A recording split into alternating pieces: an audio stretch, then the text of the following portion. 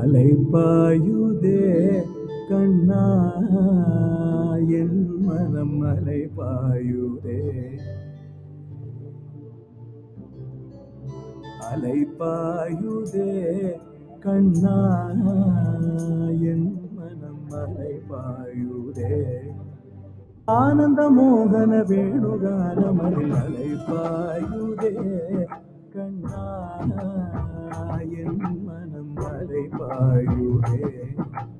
ஆனந்த மோகன வேணுகானமதில் அலைபாயுதே கண்ணா என் மனம் அலைபாயுதே.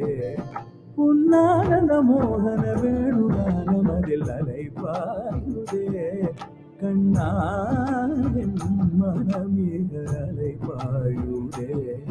புன்னானந்த மோகன வேணுகானமதில் அலைபாயுதே கண்ணா என் மனமிக அலைபாயுதே. புன்னானந்த மோகன வேணுகானமதில் அலைபாயுதே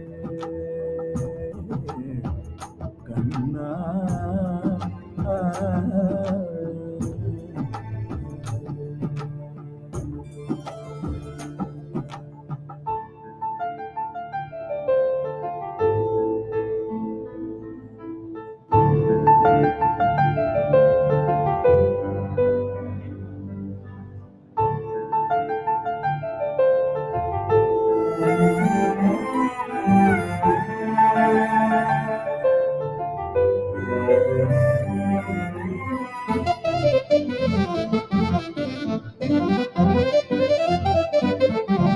நிலை பெயராது, நிலை பெயராது சிலை போலவே நின்ற, நிலை பெயராது சிலை போலவே நின்ற, நிலை பெயராது சிலை போலவே நின்ற, நிலை பெயராது சிலை போலவே நின்ற. நேரமாவதறியாமலே மிக வினோதமான முரளீதரன், நேரமாவதறியாமலே மிக வினோதமான முரளீதரன், நேரமாவதறியாமலே மிக வினோதமான முரளீதரன். என் மனம் அலைபாயுதே கண்ணா என் மனமிக அலைபாயுதே. உன்னானந்த மோகன வேணுகானமதில் அலைபாயுதே கண்ணா கண்ணா.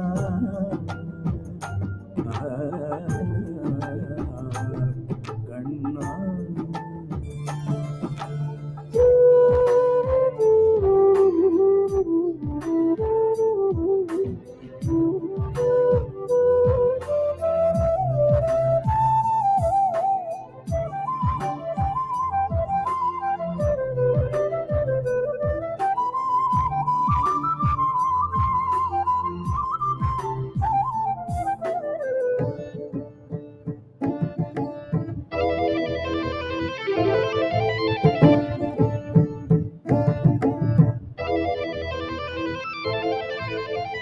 தெளிந்த நிலவு பட்ட பகல் போல் எரியுதே, தெளிந்த நிலவு பட்ட பகல் போல் எரியுதே. உந்திக்கை நோக்கி என்னிரு உருவம் எரியுதே, தெளிந்த நிலவு பட்ட பகல் போல் எரியுதே. உந்திக்கை நோக்கி என்னிரு உருவம் எரியுதே. கனிந்த உன் வேணுகானம் காற்றில் வருகிறே, கனிந்த உன் வேணுகானம் காற்றில் வருகிறே, கனிந்த உன் வேணுகானம் காற்றில் வருகிறே. கண்கள் சொருகி ஒரு விதமாய் வருகிறே, கண்கள் சொருகி ஒரு விதமாய் வருகிறே. கரித்த மனத்தில் ஒருத்தி பதத்தை எனக்கு அளித்து மகிழ்த்தவா. கரித்த மனத்தில் ஒருத்தி பதத்தை எனக்கு அளித்து மகிழ்த்தவா. ஒரு தனித்த மனத்தில் அழைத்து எனக்கு உணர்ச்சி கொடுத்து முகிழ்த்தவா. தனித்த மனத்தில் அழைத்து எனக்கு உணர்ச்சி கொடுத்து முகிழ்த்தவா. கணை கடலில் கதிரவன் ஒளியன இணையிரு கடலென கழித்தவா. கணை கடலில் கதிரவன் ஒளியன இணையிரு கடலென கழித்தவா. கதறி மனமுருகி நான் அழைக்கவோ இதரமானருடன் நீ கழிக்கவோ. கதறி மனமுருகி நான் அழைக்கவோ இதரமானருடன் நீ கழிக்கவோ. இது தருமோ இது முறையோ இது தருமம் தானோ. இது தருமோ இது முறையோ இது தருமம் தானோ. குழலோதிடும் பொழுது ஆடிடும் குழைகள் போலவே மனதில் வேதனை மிகவோடு அலைப்பாயுதே. கண்ணா என் மனமிக அலைப்பாயுதே. உன்னானந்த மோகன வேணுகானமதில் அலைப்பாயுதே. கண்ணா கண்ணா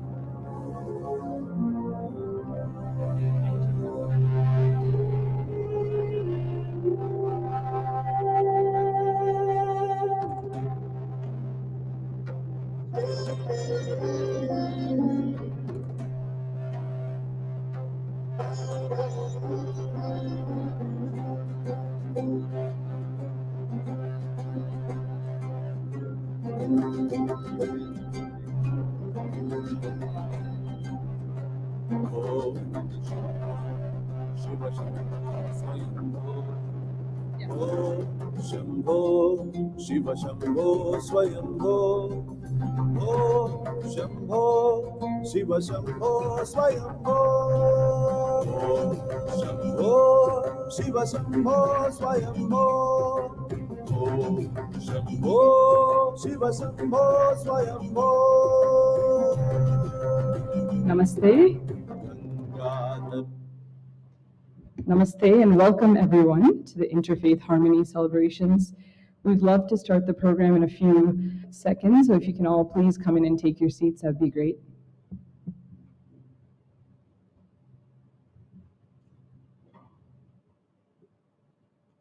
The Near Ganesh Temple is really happy to host you all for the Interfaith Harmony celebrations. But before we get into the program, I'd like to observe a moment of silence for all those victims who we've lost in the recent mass shootings. If we can all observe a moment of silence, please.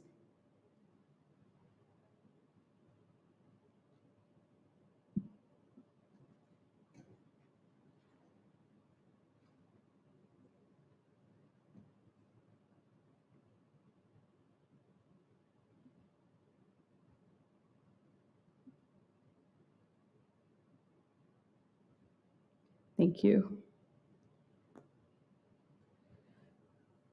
Starting with the words of Mahatma Gandhi, like the bee gathering honey from different flowers, the wise person accepts the essence of the different scriptures and sees only the good in all religions. It gives us great pleasure to be able to host this Interfaith Harmony celebrations this year at the Near Ganesh Temple. And on behalf of the Hindu Temple Society of North America, I'd like to warmly welcome all of you to this program. We'd like to start the event with an opening prayer led by the Director of Religious Services here at the New York Ganesh Temple, Sivashri Ravi Vaidyanath Sivacharya. If you may please rise.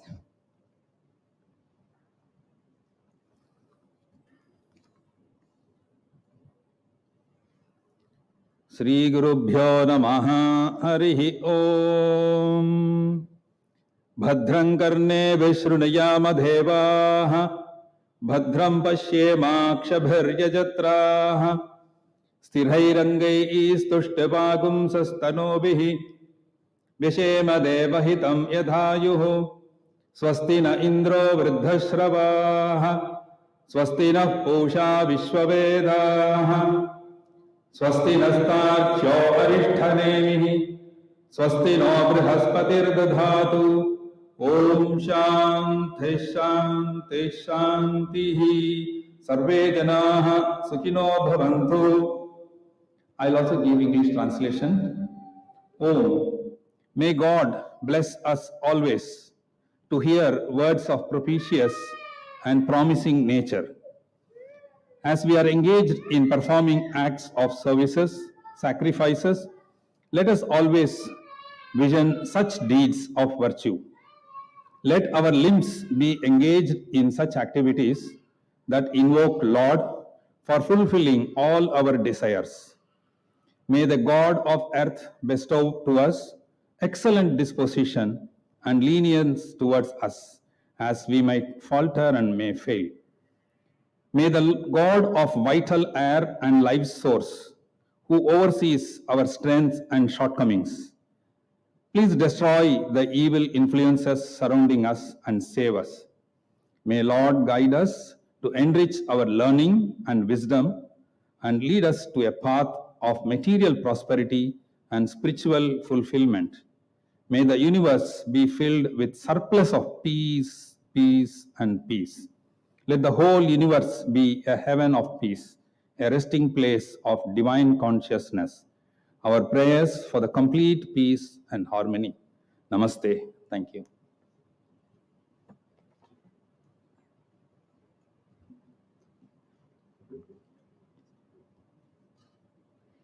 The aim is unity, not uniformity, and this unity only manifests through our variety. The Interfaith program is special and very much needed for multiple reasons, especially amidst all of the chaos and grief that we as a nation are experiencing today, both domestically and internationally. The key is being able to understand and appreciate our differences and realize that the beauty lies within our diversity. To be able to understand that we are more similar than we are different, and that we are in many ways in which we can experience and share the love and positivity that there is no better way or worse way than another. Themes of compassion, understanding, balance, harmony, love, etc., permeate across all religions and arguably form the crux of our faith-based traditions. The word harmony itself invokes this feeling of balance, of internal calmness that we must be able to maintain and spread throughout our communities. During today's program, we will hear from our keynote speaker, Swami Sarvapriyananda ji, on the concept of interfaith harmony, along with our interfaith community leaders and elected officials. We will also have a few dance performances celebrating this festivity and harmony, both from the Indian and Korean communities. Without further ado, I'd like to welcome our first guest, the Honorable Deputy Counsel General, Dr. Varun Jeff.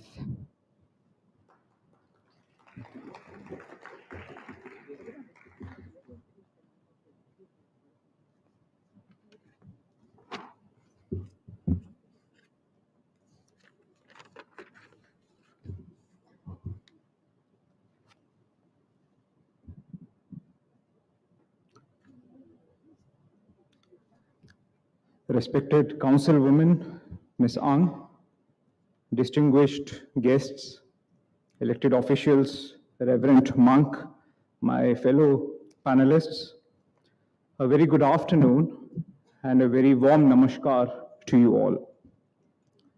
When we fold our hands in namaste and bow, it symbolizes that the divinity in me greets the divinity in you. While we may all differ in our appearances, in our attire, in the color of our skin, we may follow different religions, there is unison among all religion, for they all convey a universal message, a message of peace, of harmony, of tolerance, and of fraternity. And that is what is being celebrated here today. Reading the newspapers, headlines, browsing through the internet, it presents a very somber, very poignant picture. And that is what makes these interfaith harmony meetings, these dialogues, these celebrations even more pertinent and more relevant. I recall here the clarion call that a famous monk from India, Sri Swami Vivekananda, gave right in this very country about 130 years ago, when he called for interfaith harmony, for interreligious tolerance, universal acceptance, and an end to intolerance and to fanaticism. The date that many of you may find uncanny was 11th of September. The central tenet of Hinduism, friends, is that truth is one. The ancient scripture Rig Veda says and mentions, and I quote, "The truth is one, the wise speak of it differently." All religions, all faiths, so they are all true, they are all valid, they're all unique in their own right. They teach us not only tolerance, but they teach us acceptance. They teach us respect, appreciation, and compassion for everyone. And friends, at the consulate, we have been making efforts to bring together people of all faiths, all religions, all followings, and join in each other's celebrations. In the recent months, we have celebrated not only Holi, but also Eid, not only Baisakhi, but also Cheti Chand, also Mahavir Jayanti and Buddha Purnima. In the coming months, we are looking forward to celebrating Diwali as much as Hanukkah and Christmas in the consulate. Friends, this month we also celebrate the 8th edition of the International Day of Yoga. Yoga is a way of life that teaches us to live in harmony with ourselves, with our fellow human beings, and with the nature. I take this opportunity to invite you all to join us for the various events that we are planning around yoga, including on the 21st of June in the morning. We are doing an event at Times Square at 9:30. You're all welcome, all invited to join us in the celebrations. And before I conclude, I would like to mention the Indian maxim of Vasudhaiva Kutumbakam, the world is a family. In a family, we may all have our differences, but no difference is so huge that it cannot be resolved through interfaith dialogue and understanding. With these words, I thank the organizers of these celebrations, particularly Dr. Mesorkar and I pray to Almighty for peace and harmony in the world. May God bless us all. Thank you. Excuse me, sir. Come further. We'd like to thank the Deputy Counsel General, Dr. Veteran Jeff, and offer a small token of our appreciation. Thank you so much.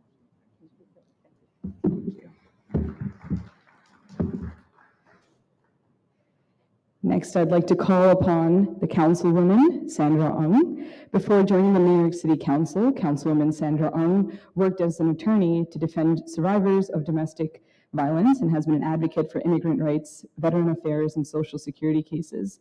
She represents the 20th Council District, and we are really happy that she was able to join us today.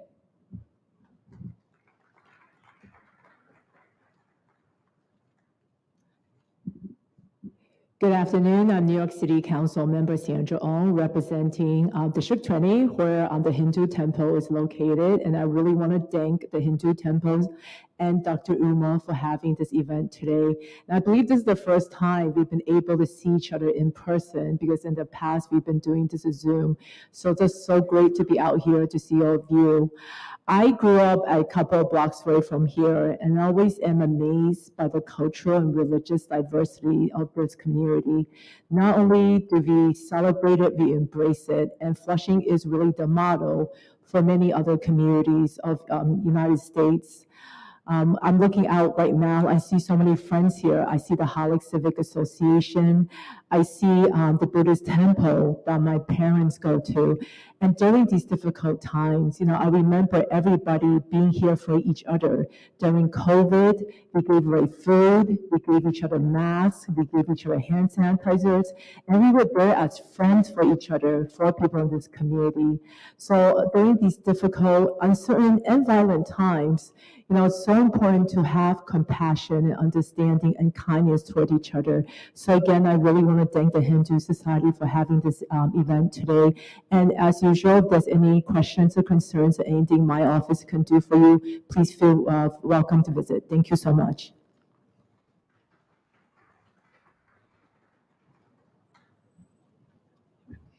Thank you so much, Councilwoman Sandra Ung. Thank you so much. Thank you. Thank you so much. Thank you. Next, I'd like to call upon Reverend Chloe Breyer. The Reverend Dr. Chloe Breyer is the director of the Interfaith Center of New York, a nationally recognized nonprofit that works with hundreds of grassroots religious leaders from diverse faith traditions to resolve the social problems plaguing New York City. And she's here as a representative of the Christian faith.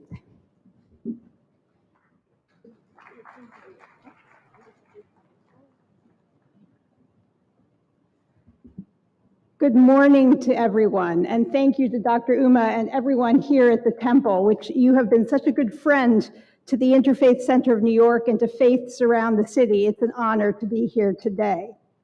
I bring you greetings from St. Philip's Episcopal Church in Harlem, where I come from this morning, on a day that is sacred to the Christians around the world, the day of Pentecost. It's one of our great 5 feasts, along with Easter and Christmas. It's a day when we remember the early disciples of Jesus gathered together in the upper room in Jerusalem and terrified that they are going to be persecuted by the Roman soldiers. And suddenly, the scriptures tell us the Spirit of God descends upon them and gives them power and gives them the ability to speak in languages that others from around the ancient world understand. And it really is a moment of transformation when this band of disciples become the apostles that we know today. And it's a reminder for Christians that our understanding of Jesus has to do or comes to us by way of the Spirit. Now, this is a story I think we can all understand at least a part of, and it's a story that reminds us the importance of power, not necessarily power over, but power to change the world for good, no matter who we are. And in a world that we encounter today, where there is so much prevalence of violence and so much uncertainty, This power too, we are reminded that we can have, we can ask God in our own language to have the power to do three things, I think. The first thing is that we ask the Spirit to remove the hatred from our own hearts. That's where we start. We start inside ourselves, where we seek out and remove the things that are keeping us from the love of one another and the love of God. The second is that we educate our children to respect difference and to love peace. And this is something that I have always loved and admired about the temple, is the way that you educate your children to respect your own tradition and to respect the traditions of others. And I can remember a youth speak out conference we had here in 2016. And finally, we need to have the power to hold our elected officials responsible for a safer and more peaceful community. We have the blessing of living in a democracy, but a democracy that is only as strong as we participate in it. So thank you again for this day, and thank you for all you do. Reverend Chloe Breyer, we'd like to thank you and give you a small token of our appreciation. Thank you. At this time, I'd like to invite Mr. Harpreet Singh from the Sikh Faith.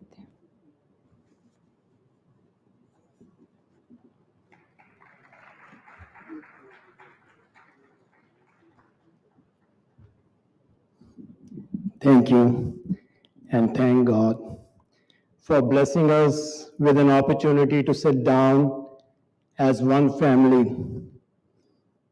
I'll start with a Sikh prayer, very short. Ik oankar satnam karta purkh nirpau nirvair akal murad ajuni sapam gur prasad vaheguru. O Lord, these boons of thee I ask, let me never shun a righteous task. Let me never shun a righteous task. Deh Shiva bar mohe eh, shubh karman pe kabhu na taro. Righteous task is all is required now. More so when we have just come out of the pandemic. Each one of us, we saw the mortality. We realized the mortality, we realized and we saw the death right in front of us.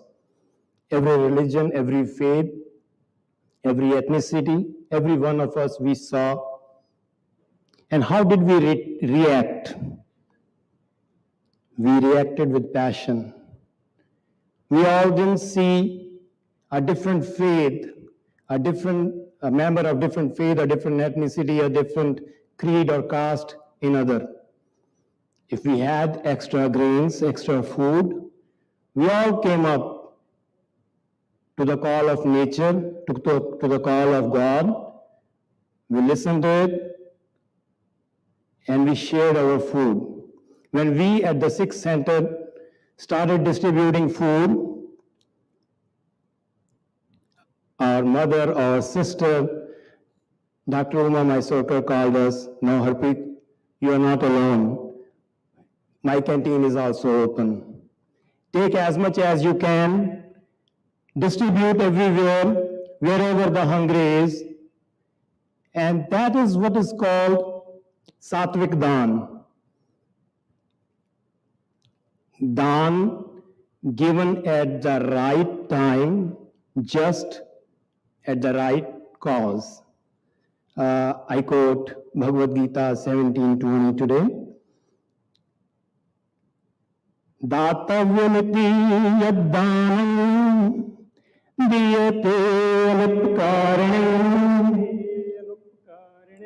deshe kale cha patre च Chitabdanam Satvikam Samritam.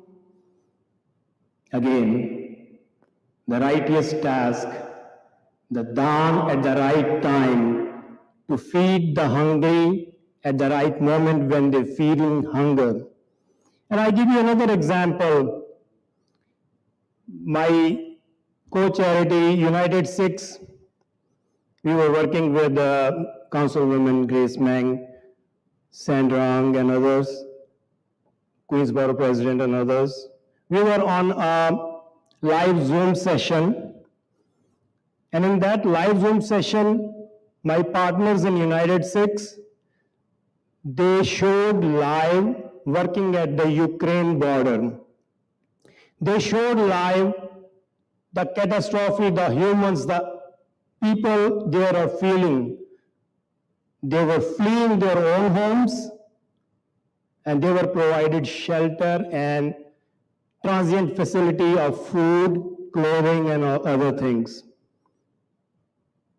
And guess what? Dr. Uma, my circus, saw that. She went into tears, and she said that Satvik Dhan, the righteous task, is right here. She opened her doors, she opened her heart, and she said, and she donated, I won't quote the amount, not once, twice, or maybe thrice. She said this money should be used at the right time, at the right cause. That is what is called Satvik Dhan. If not now, when? If not us, then who? We all have just seen the mortality. We all have just come out of it. Let these differences, as my friend just mentioned, let these differences don't divide us. Unity in diversity is the call of God now. And I thank her for bringing all of us, whether a Sikh, a Christian, a Buddhist, a Hindu, a Muslim, anybody, everybody on as one sibling, as one family of God onto one same stage. This is Satvik. This is Satvik Dhan. This is righteous, the call, the rightness and righteousness. Nanak se akhdiyan beyan, jini disando mahapiri. Rare are those eyes who have seen one God. And remember, one God in all. No matter who is at the other end of the table, no matter what sin or crime they might have created, no. It is not for us to judge. Judgment belongs to somebody else. All we need to do is share and care with passion, with love, embrace everybody right now at the right moment. Thank you all. Thank you all. Nanak naam chaddi kala, tere paani sarbat da pala. Thank you very much, Mr. Harpreet Singh.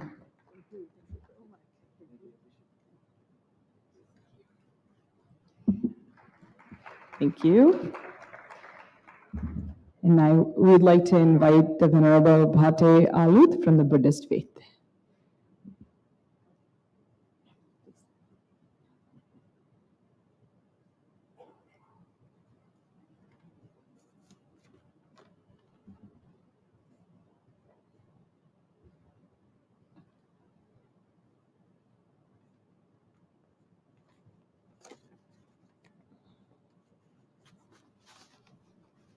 Namo tassa bhagavato arahato samma sambuddhassa. I venerate to the enlightened one, fully blessed one, the Buddha. Venerable sirs, distinguished guests, and dear friends, questions and think. Whether the universe has a beginning or not, it has nothing to do the curing of our problems. what we have to do is to realize the nature of our mental state, which brings us all sort of problems, both mental and physical. Their cause, their cure, and the path to the end of problems. The Buddha guides us to realize these four facts. The first step is to build a good character within ourselves. We have to refrain from wrong deeds, wrong words, and wrong way of earning our living. This is the foundation we have to set on, which we have to erect the building of our spiritual. Development of mind calmness and the development of insight. Here, to develop our mind, we have to practice and develop meditation. By developing meditation, we can understand what is wrong and what is right. We can develop our wisdom. And also, we can gradually reduce our main defilements, greediness, hatred, and delusion. These are the main root cause of all of our problems. When we have more and more defilements, then more problems, calamities, troubles, and so forth. Today, all over the world, lot of problems, fighting, killing, shooting going on. Why? Because of lot of people do not respect each other. They don't know how valuable this human life is. They do not have compassion. They do not have loving kindness. They are all human qualities are covered by main defilements, that greediness, hatred, and delusion. So, dear friends, we must understand how valuable and how great this human life is. This is saying, Ahar nidra bhaya maitunancha samanya metah pasuvik samana. Eating, sleeping, experiencing sex, and struggling to survive. These four things very common on every living beings. If human beings spend their time only for eating, sleeping, sex, and struggling to survive, then what is the difference among human beings and other living beings? As human beings, we must have some good spiritual values.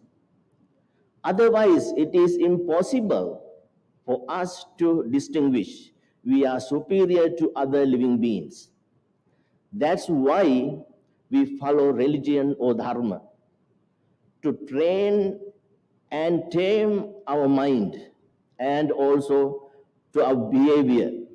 Dear friends, try your best to develop good human qualities. Pervade loving kindness and compassion toward all living beings. Finally, I would like to wish, by the power of Buddha, by the power of Dhamma, by the power of Sangha, by the power of all the deities who protect this world, may you be well, happy, and peace. Peace prevail onto the earth. Have a wonderful evening. Thank you.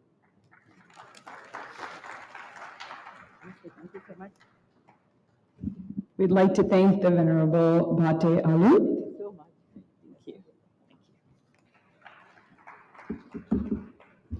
And with that, we'd like to thank all of our guests for joining us today for the Interfaith Harmony celebrations. And we'd like to see you to continue to come to the temple for the future. We'll take a quick photo if you don't mind.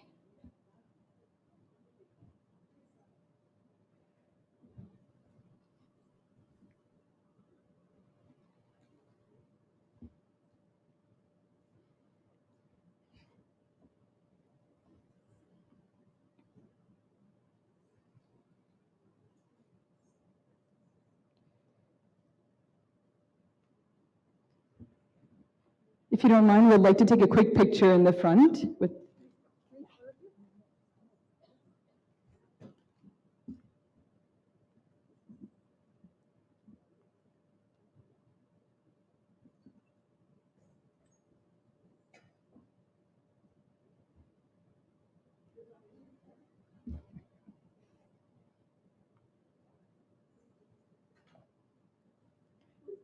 It's from the booth in the back. So you can smile at the back.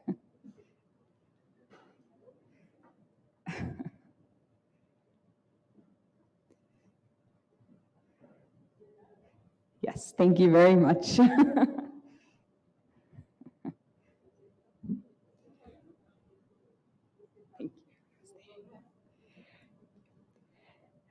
Before we get into more words from other Interfaith leaders, I'd like to introduce the Nartan Rang Dance Academy, who will be presenting Samanvai, a spirit of harmony prayer dance. The Nartan Rang Dance Academy has been a stalwart in the tri-state area for over 35 years. The academy is run by extremely passionate, talented, and dedicated women, Swati Vaishnav and her daughter, Siddhi Vaishnav. The Nartan Rang Dance Academy has over 80 students ranging in the ages from 6 to 60 and is still growing exponentially. Over the years, Nartan Rang has not only been associated with dance, but it has also become synonymous with friendship, culture, growth, and unity for all of its students. The school offers an environment in which children born and raised in the United States are exposed to a gateway to cultivate their knowledge of the Indian heritage and culture, specifically through the medium of dance. Today's piece is meant to evoke the feelings of harmony and peace for the audience using various lyrical and semi-classical Indian dance movements set to hymns and mantras of 5 religions: Hinduism, Sikhism, Christianity, Buddhism, and Islam. The final song, entitled Shanti Mantra, is one that literally means mantra of peace, something we wish upon all of humanity across the globe. It is choreographed by Swati Vaishnav and Siddhi Vaishnav, and the participants are Siddhi Vaishnav, Mamta Pandya, Kushbu Vyas, Pragya Dheb, and Rima Shah. Please join me in warmly welcoming them all to the stage.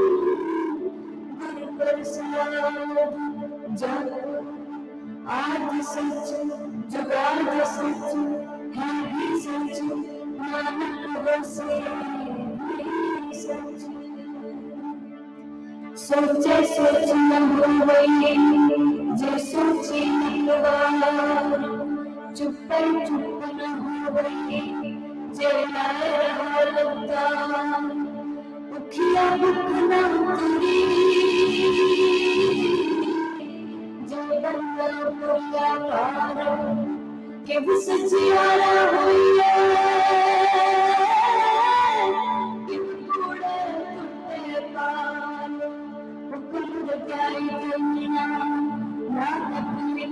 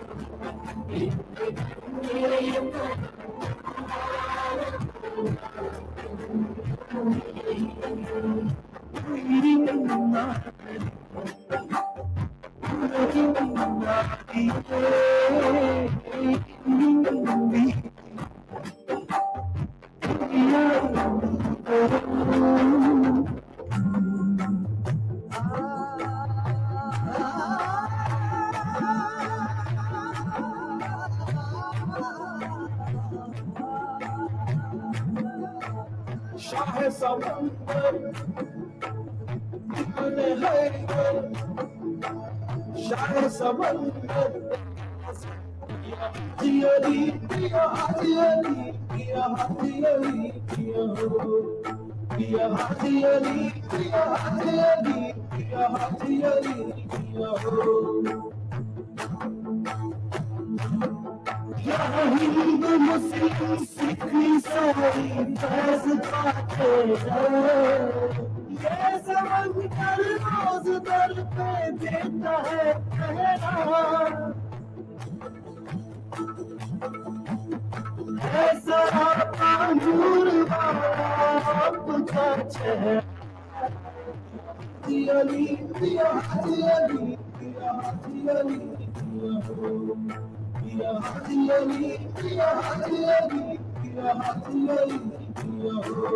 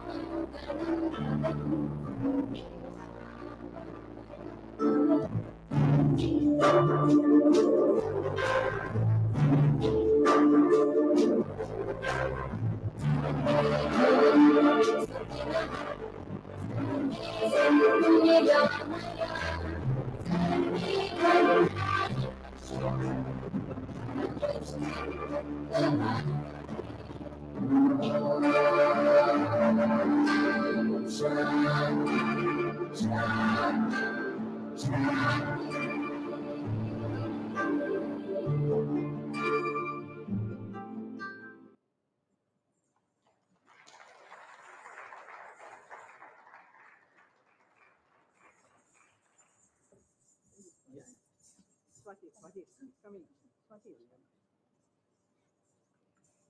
Please join me in thanking the Nartan Rang Dance Academy once again for that beautiful performance, and the Guru Swati Vaishnav.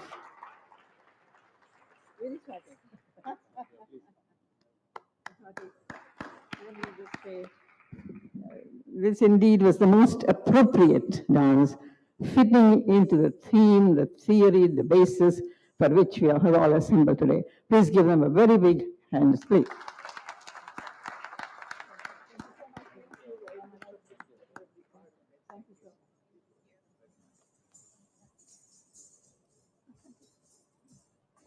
At this time, I'd like to welcome the President of the Hindu Temple Society of North America, Dr. Uma Mysarkar, to address you all. I think we need to bring the tables. Namaste and good afternoon. I'm so overwhelmed with joy, contentment, because when I see people of different faiths coming together, enjoying something, it just makes me feel just elevated. And thank you all for making this really happen. Appreciate that. Respected Swami Sarvapriyananda ji, all the distinguished interfaith leaders, honorable elected officials, our deputy council, and several dignified leaders who are here, and the friends and the guests. Martin Luther King Jr. once said, "I have decided to live with love. Hate is too great a burden to bear. Love should be only way to move forward, and especially when it comes to interfaith harmony within an environment of religious pluralism. Harmony is about coexistence, that means live and let live. It's a way forward towards tranquility and perhaps success, both urgently required in a world of growing political and economic dissonance. Interfaith harmony is a possible condition, suggesting peaceful coexistence among practitioners of various religious beliefs, aimed at eliminating the possibility of discord, violent or non-violent. The term interfaith dialogue refers to the positive and the cooperation interaction between people of different religions, faiths, spiritual beliefs, with the aim of promoting understanding between different religions to increase acceptance, not just tolerance. It's an expression of participants' lived faith, and therefore interfaith encounters increase awareness. Constructive dialogues between the followers of different religions means understanding through cooperation, different religious principles and teachings that should benefit all humanity through the motion of mutual respect. It means coming together and sharing aspects of their respective faiths and striving to understand that which is foreign. The teachings of all religions are based on peace, love, and harmony, and a true follower of any religion can never think of provoking hatred against other faiths. We have to keep on searching for common ground, keep looking for our essence, continue talking to each other, which in turn will cultivate mutual trust and love. Civilizations and religions need to forge unity in their ranks and promote dialogue. Through dialogue and effective communication, each side will be able to understand the other dispassionately and curb those prejudices that give rise to hatred and conflict. We hope that many more interfaith dialogues, interfaith gatherings, interfaith conversations will bring humanity together. God is one. We just worship the Lord in different forms. As they say, the skin color may be different, but inside we're all the same. So we all have to pray to that same Lord, whichever Lord that we believe in, to shower his or her grace, whatever you believe in, to bring us together and live harmoniously. Thank you very, very much. I would like to now invite the second group of people that have introduced one of you. Okay. Can I request our volunteers to bring our second group, Swamiji?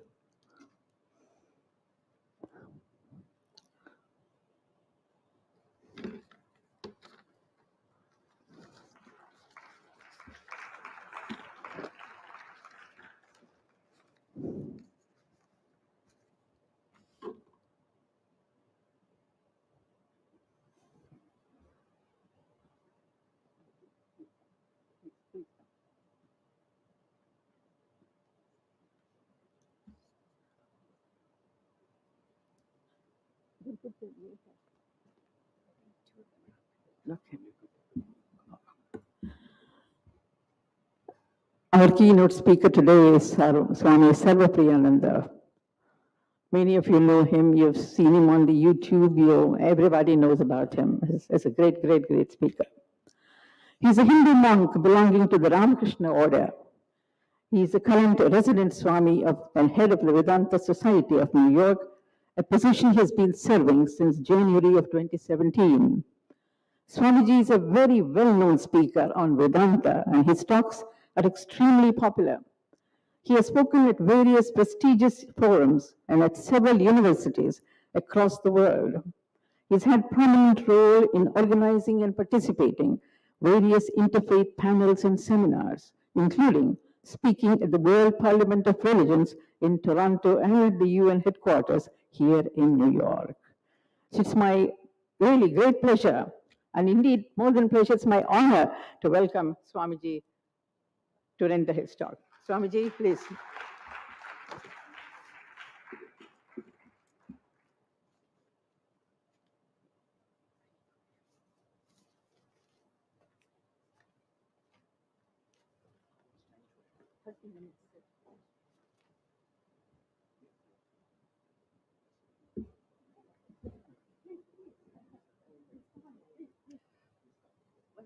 Yes. Pastor Gilman Rose from Mayor's office has come. Oh, So okay, yes. Okay. No, you can go ahead. Yeah. No, I just wanted to. Sure.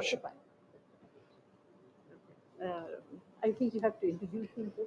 He's Pastor Gilman Rose. Gilman Rose from Mayor's office. That's it. Sorry, we'd just like to introduce the rest of the panel so that everyone has an idea. First, President Hanson Chan from the Church of Jesus Christ of Latter-day Saints.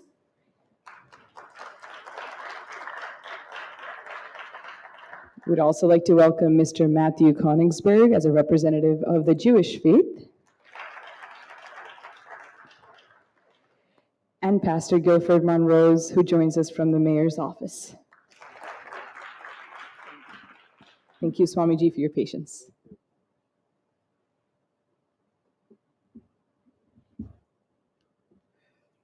Om Asato Ma Sadgamaya Tamaso Ma Jyotirgamaya Mrityurma Amritam Gamaya Om Shanti Shanti Shanti. Om, lead us from the unreal to the real, lead us from darkness unto light, lead us from death to immortality. Om, peace, peace, peace. Respected Dr. Mysurkar, respected authorities of the Hindu temple, distinguished representatives of interfaith representatives from different religions, distinguished invited guests, public officials, devotees, and dear friends. I must begin with an apology. Due to some unforeseen circumstances, there's some kind of a rally or event in Central Park in Manhattan. I got terribly delayed.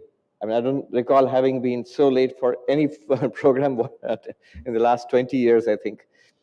So I should have been here 45 minutes ago, but we were just hopelessly caught in traffic in Manhattan.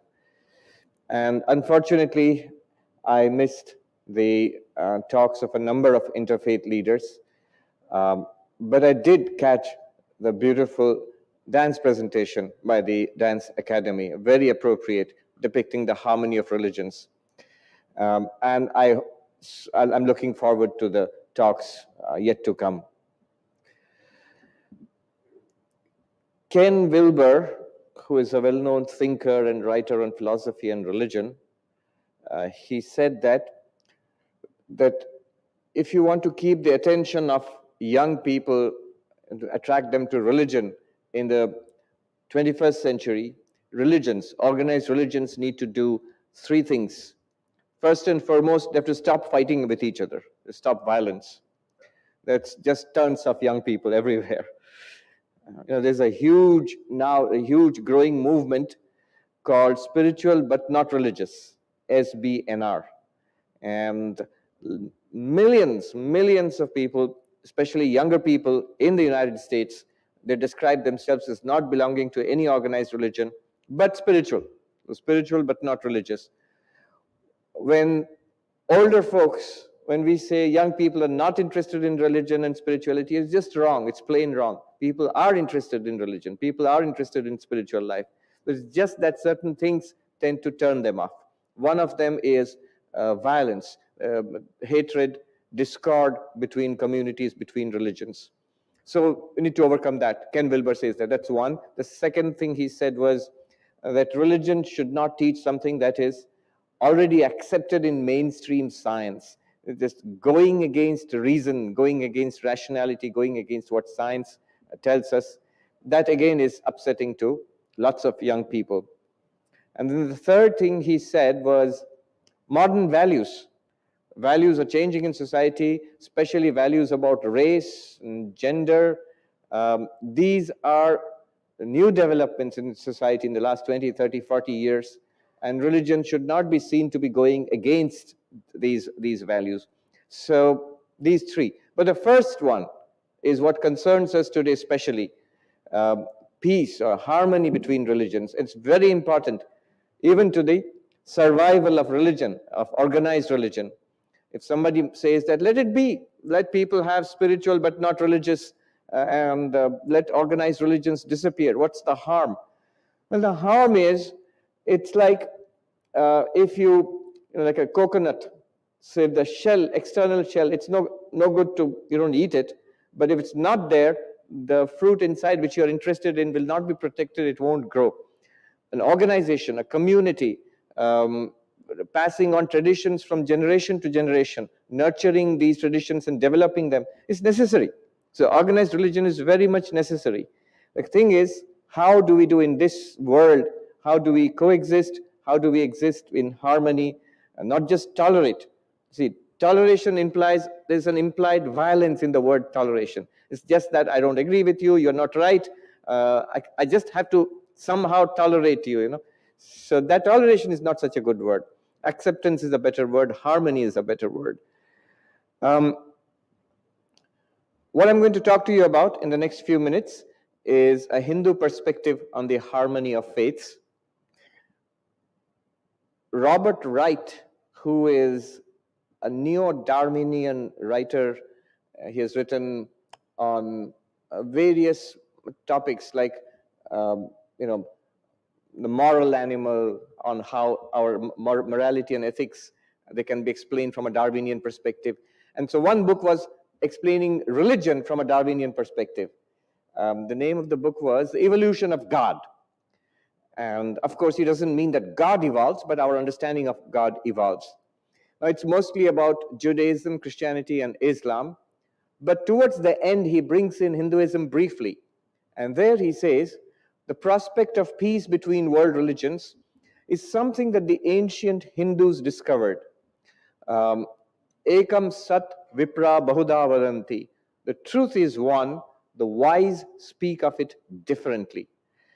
Now he said, this formula, which says that there is a truth, there is an ultimate truth, there's a spiritual truth, but it can be expressed in different language, in different theologies, in different philosophical conceptions, and it doesn't mean that one is right and the others are wrong.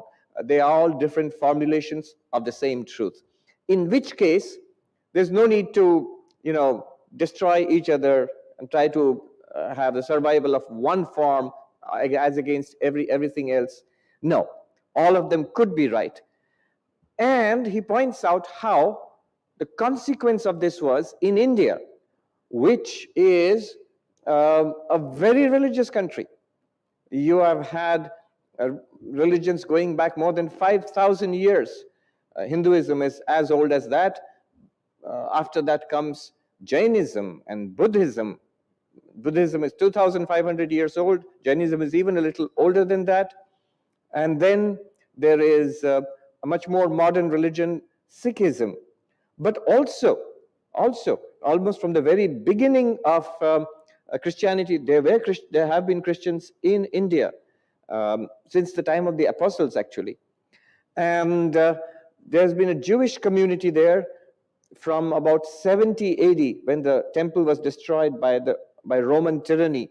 One of the first communities of Jews to come to India came, and there has been a small Jewish community there all throughout. Then, for example, from the very beginning of Islam, one of the first mosques in the world was built in south of India, actually. So just about, and the Parsis, the Zoroastrians, have been there in India for a very long time. So just about every major world religion, plus a lot of indigenous religious forms in India have been there for millennia, and they have coexisted. And this formula from the very beginning, that the truth can have various expressions, it is the reason why, at least one of the reasons why. I remember a good friend of ours, Rabbi Alon Goshen Gottstein. He was visiting from Jerusalem. I was showing him around our monastery, and I was giving him this usual thing, the harmony of religions, which I talk about. And he said, he's Israeli, so very direct. He said, Swami, all this talk of harmony, I don't see it. Where are the conferences and papers and committees? And I thought, you're right. I said to him, you're right, we don't have committees, conferences, and papers, but because it's sort of in the very blood of the people. It's a part of Indian culture. Those who are from India directly, you know what I'm talking about. I have seen in our main monastery, which is a Hindu temple, and on some Hindu festival, Chhat Puja, thousands of people coming to the river Ganga to offer worship. And I would notice they would go past a mosque, which is outside the monastery. And I noticed this ladies from clearly not very elite, from a rural background maybe. So they don't know Sanskrit, they don't know Ekam Sat Vipra Bahuda Vadanti or anything like that. They have never attended an interfaith conference. But as they go past the mosque, they do this. So those who know the typical Indian gesture, it's something that you show respect to a place of God, or somewhere God is there. So all the major world religions have been there in India for a very long time, and there have been no religious wars. It's very interesting that it's not that there haven't been wars. India has been a pretty violent place, so many kingdoms, they always fought wars with each other. But religion as a cause of warfare, until more recent times, it hasn't been there. So one reason is that those religions which accepted Ekam Sat Vipra Bahuda Vadanti, it created an atmosphere in India for the thriving of various points of view. However, in this day and age, today, this point of view needs to be stressed. It's been taught again and re-stressed by a great, I would say one of the greatest religious figures of the modern times, Sri Ramakrishna, who was the guru of Swami Vivekananda. I belong to the Vedanta Society, so Swami Vivekananda was the first Hindu teacher to come to these shores. In 1893, in the World Parliament of Religions, he represented Hinduism and came to New York in 1894 and started the first ashram, Indian ashram here, the Vedanta Society of New York. So Sri Ramakrishna, in this day and age, what he said about the harmony of religions, this is what I'm going to say in the next few minutes. But remember, he's just reiterating and restating something that is native to Indian traditions. So it's part of Indian culture, Indian history, the Indian way of thinking. So what does he say? How can you have various religions, each having a different aspect of the truth or different claims to truth, each saying they are right.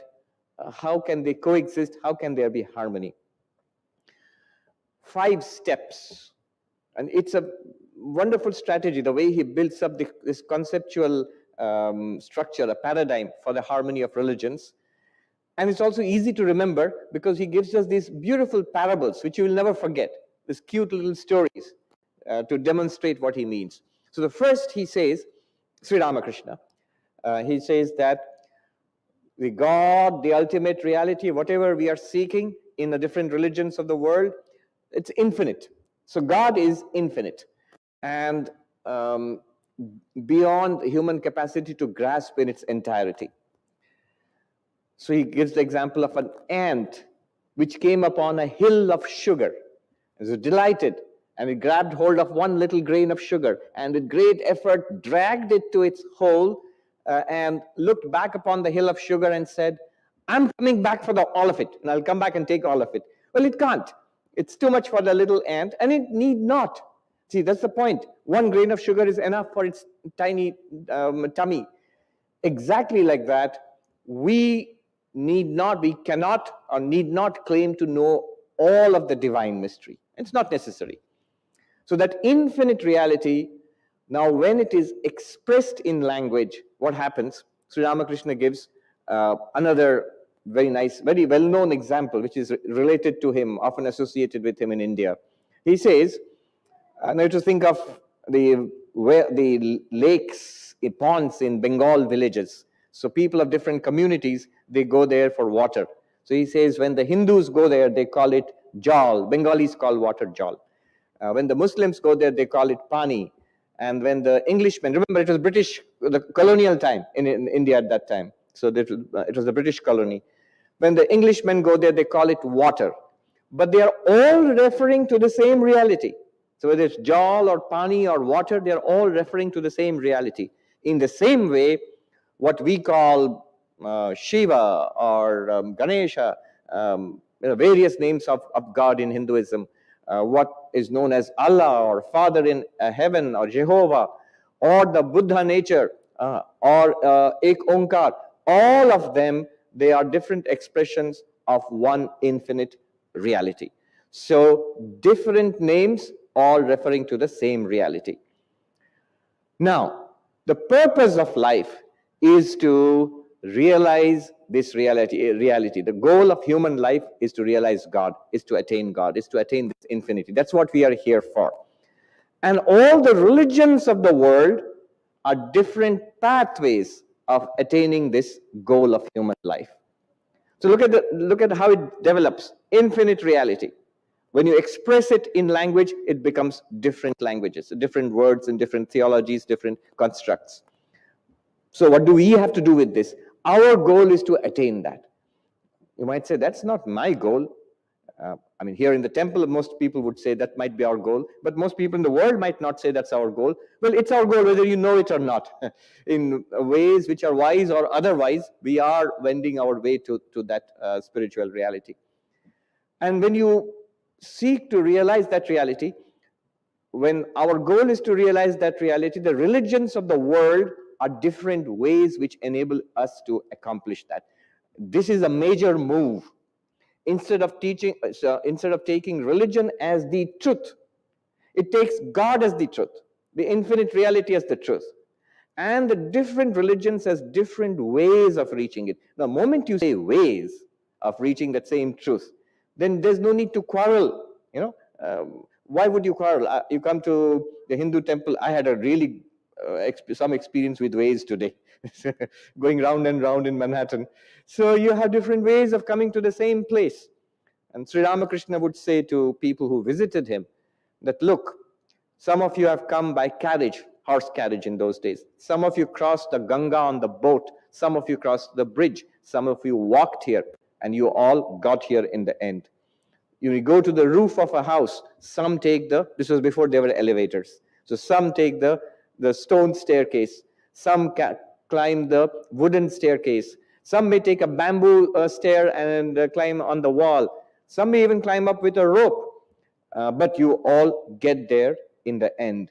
So in various ways, he would say the same thing, that different paths lead to the goal. There's no point in quarreling about paths. At the same time, he would say, you have to hold on to one. So he was not all laissez-faire, go as you like. So there is an importance of tradition. There is an importance of a certain discipline, of a certain tradition, a certain way of going towards God. As there are different paths, in Bengali he said, Joto mat toto path. It's pretty evocative. Mat in Bengali means opinion, religion, faith, and path is very close to the English path. So as many faiths, so many paths. But you have to hold on to one. You have to hold on to some definite set of practices. He gave the example of a man who was digging for water. It's hard work, digging a well for water. And he dug for some time, got tired. Somebody told him, try there. And he went and tried there, got tired. And then somebody said, try there. And at the end of the day, he had tried in half a dozen places. He hadn't gotten any water. He might have if he had persisted in the first place. So Sri Ramakrishna says, this idea of holding on to one thing and practicing sincerely. In Hinduism, this is known as Ishta Nishtha. Ishta means your desired ideal. So yes, God is infinite. Yes, there are many faiths. Yes, there are many expressions, and you need to get there. And many paths are there, but you need to hold on to one. And the one you hold on to is called the Ishta. Ishta means the desired path. Now you can see how a Hindu would look upon other religions. So a Hindu would say, oh, yes, Christianity it's wonderful because your Ishta is Jesus Christ and you're going to Father in heaven, and that also is the same reality we are all walking towards. So perfectly all right. I remember I was in Hyderabad once in India. It was an interfaith program quite like this one, and the audience was almost all totally Muslim in Hyderabad. So I remember I think one gentleman or lady, she asked me a question. Can we think our religion is the best? Can we think that our religion is the best? I said, not only can you think that your religion is the best, you must. You must. After all, if it's not the best, why are you following it?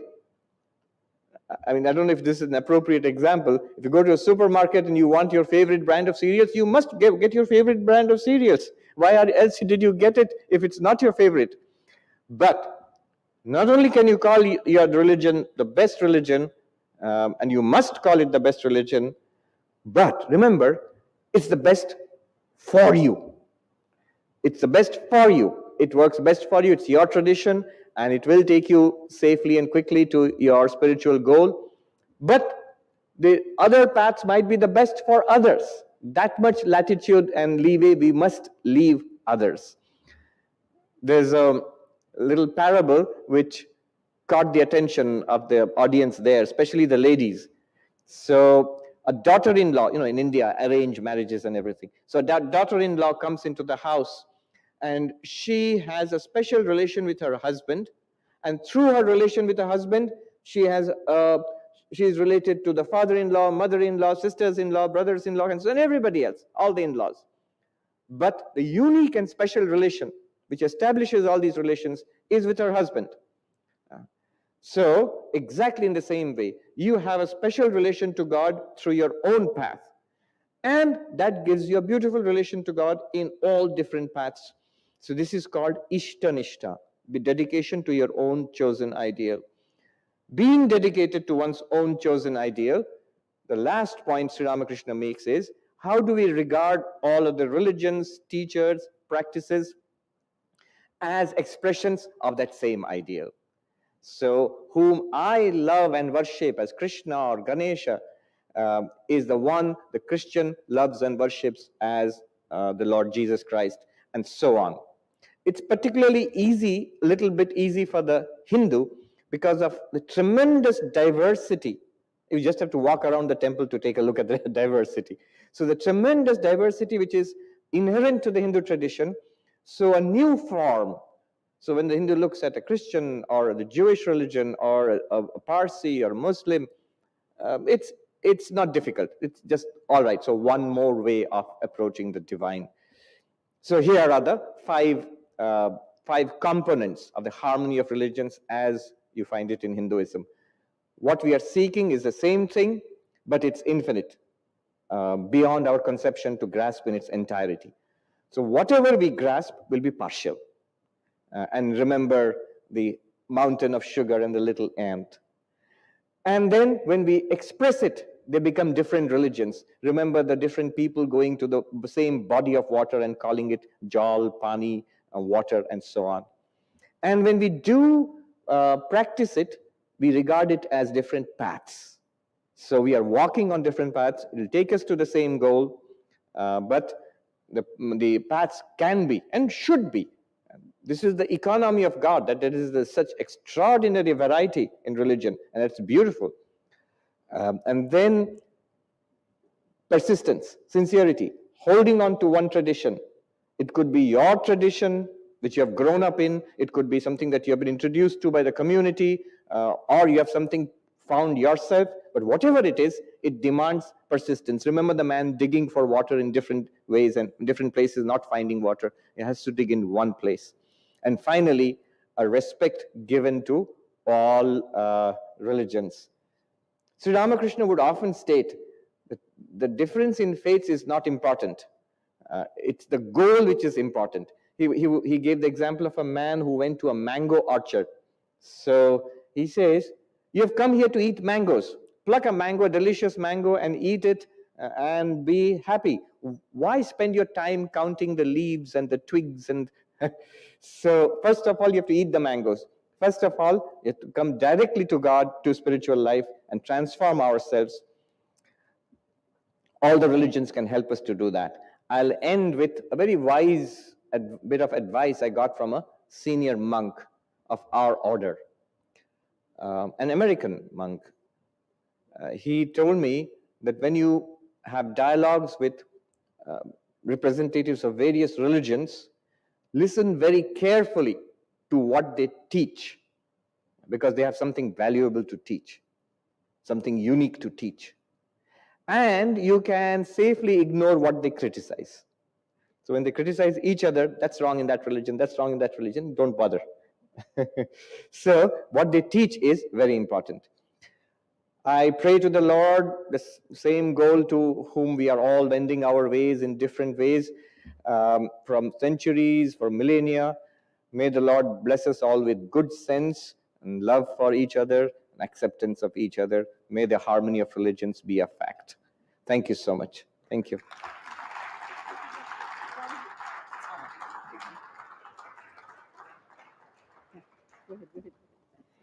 We'd like to thank Swami Sarvapriyananda ji. I mean, he's an amazing speaker who inspires. I can only speak on behalf of young people, but he's certainly inspiring. And thank you so much, Swami ji. Thank you. Thank you, Swami ji. Thank you so much. I'd like to take a photograph of this, please. Yes, please. Is somebody here? Yeah. Okay. Thank you so much. Thank you. At this time, we'd like to invite the New York State Senator, John Liu, who serves District 11 and is the chairperson of the Senate's Committee on New York City Education, and also serves on the committees of Budget and Revenue, Finance, Higher Education, Rules, and Transportation. So without further ado, New York State Senator John Liu.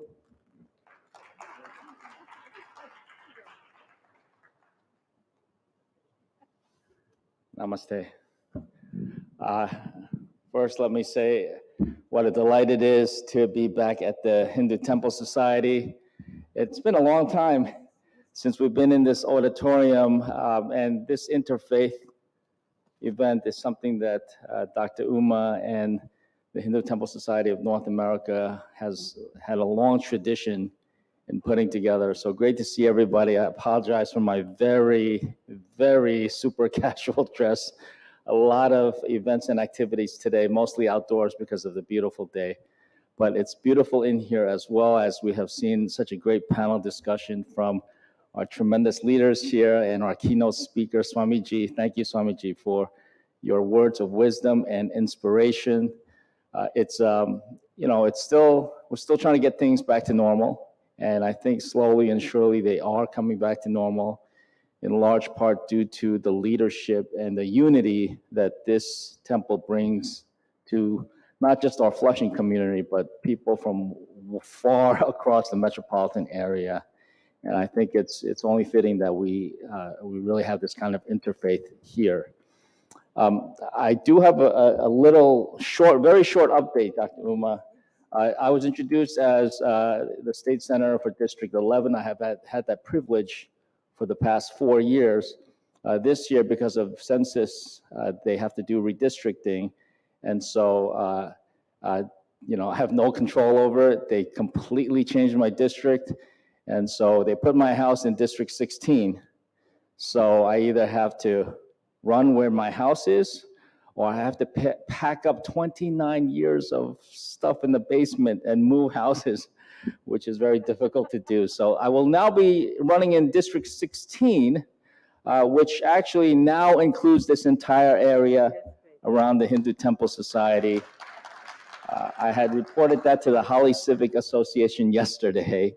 And so I used to represent this temple in the entire area in the city council. Hard to believe that was 20 years ago. But now I am coming home and representing this area as well. So I'm not here to ask you for your vote, but everybody here knows that this is election year. You have to vote for not only state senate and state assembly, you have to vote for Congress. A lot of different changes this year because of redistricting. I do want to take a quick moment to shout out Judge Karen Lynn, a former housing court judge who is now running for the civil court judge. That's on June 28th. So she's running all of Queens. That's just Karen, and she's here with her assistant, her second son. In any event, thank you so much for having this interfaith event. This is truly what brings everybody from all backgrounds and faiths together. Thank you. Thank you, New York State Senator John Liu. Thank you so much. Appreciate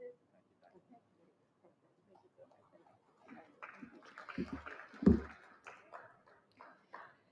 At this time, I'd like to welcome the pastor, Guilford Monrose, who joins us from the mayor's office. The office for, yes,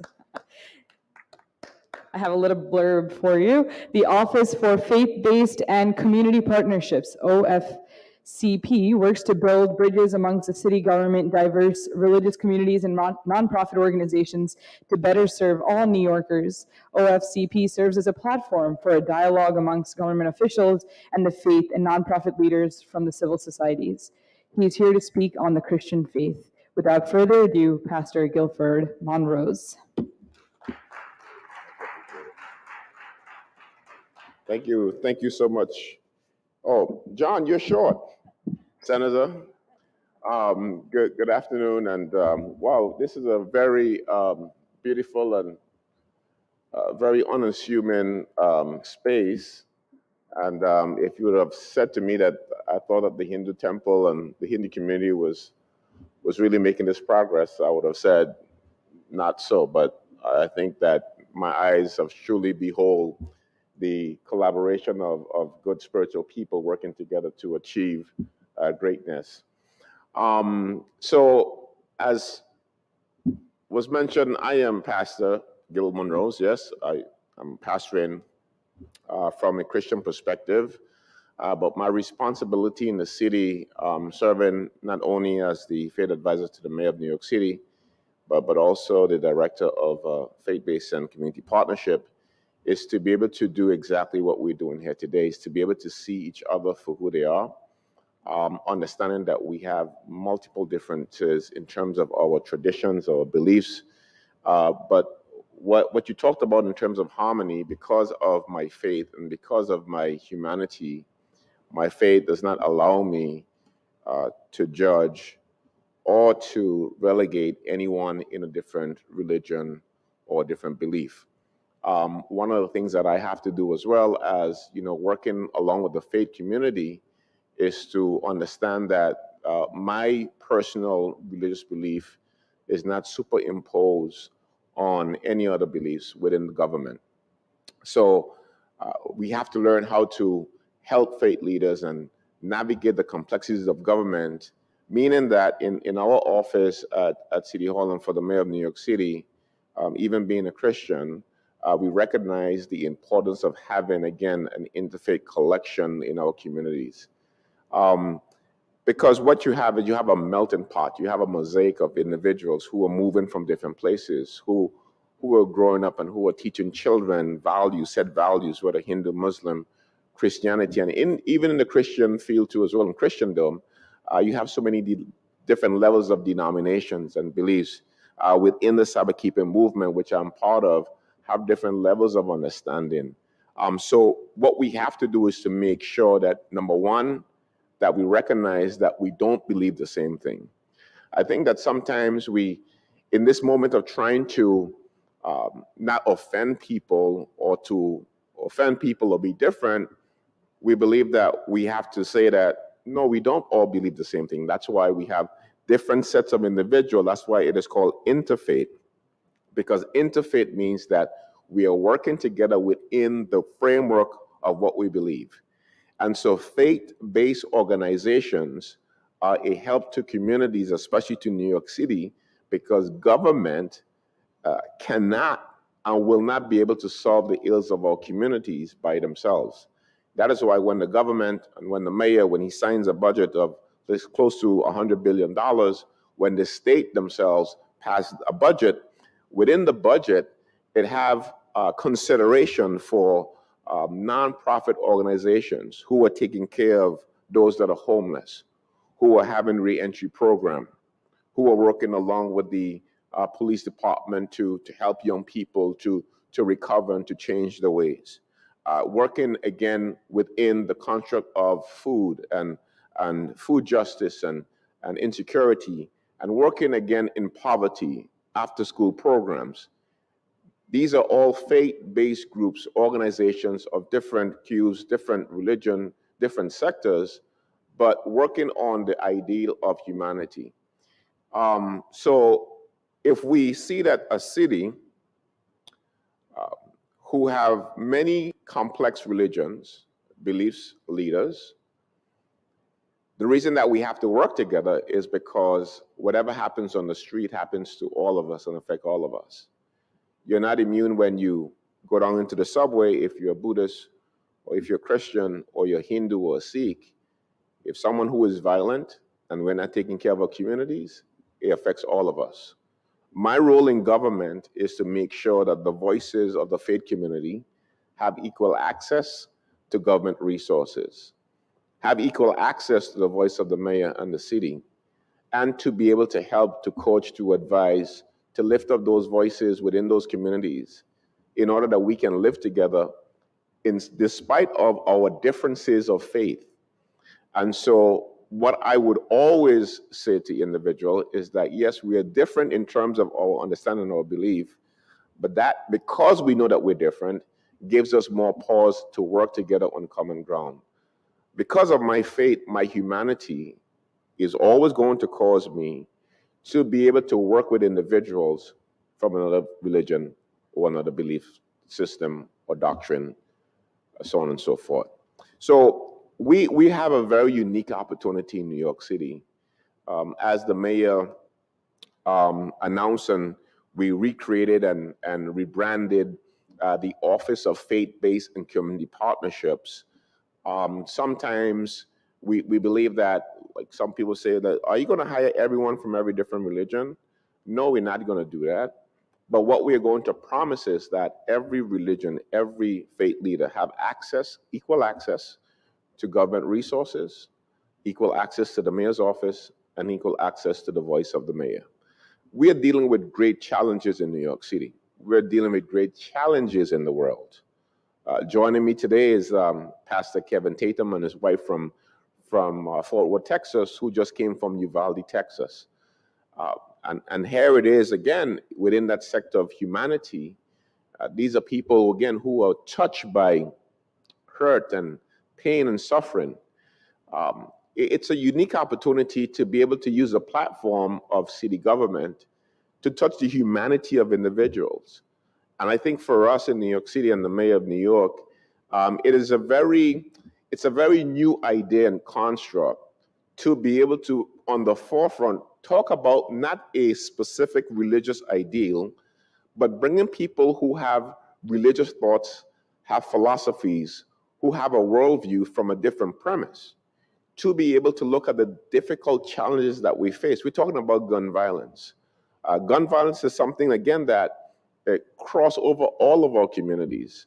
When you think about the homeless situation, when you think about all of the affordable housing that is needed in New York City, when you talk about the quality of life.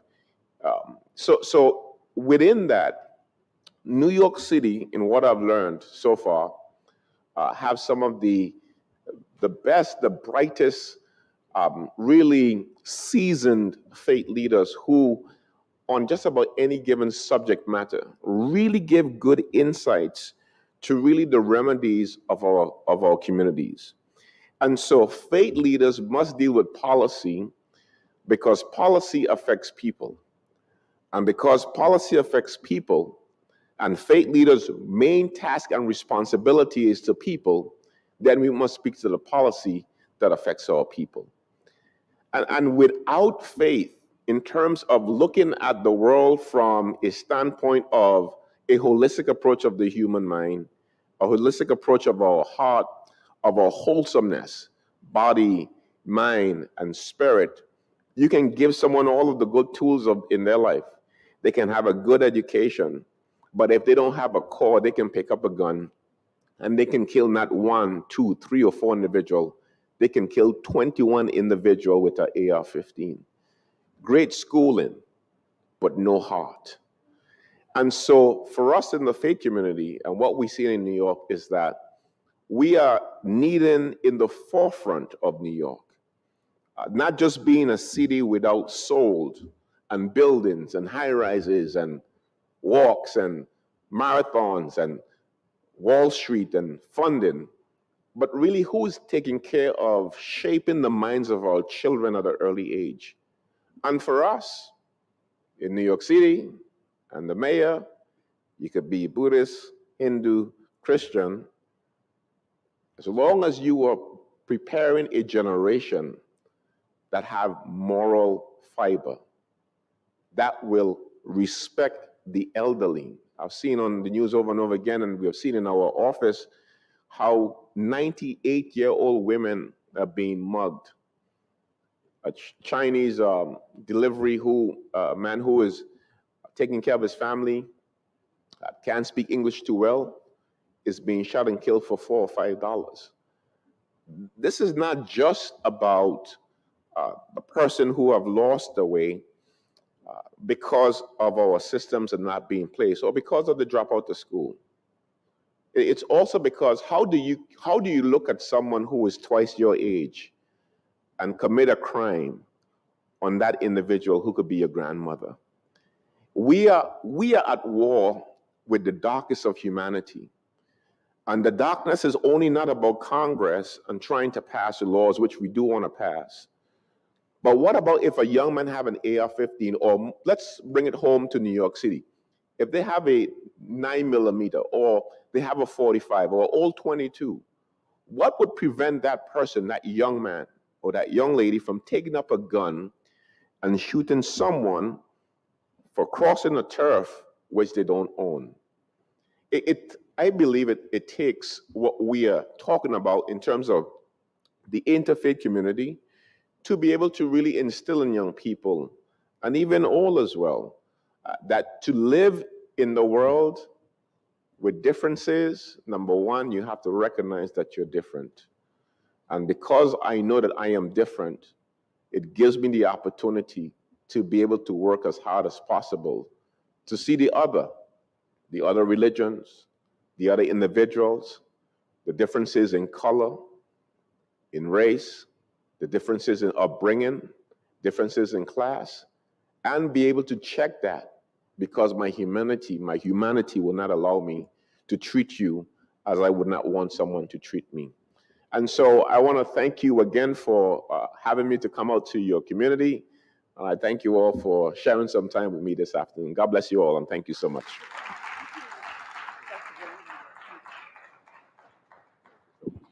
Thank you, Pastor. Thank you. This time, I'd like to welcome President Hanson Chang from the Church of Jesus Christ of Latter-day Saints.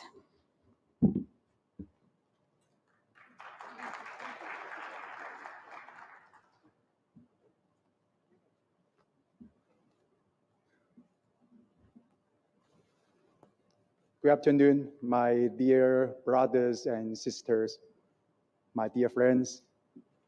My name is Brother Hanson Chen, second counselor of New York Limburg State Presidency of the Church of Jesus Christ of Latter-day Saints. In our church, other than the living prophet, President Russell M. Nelson, the 12 apostles, and other general authorities.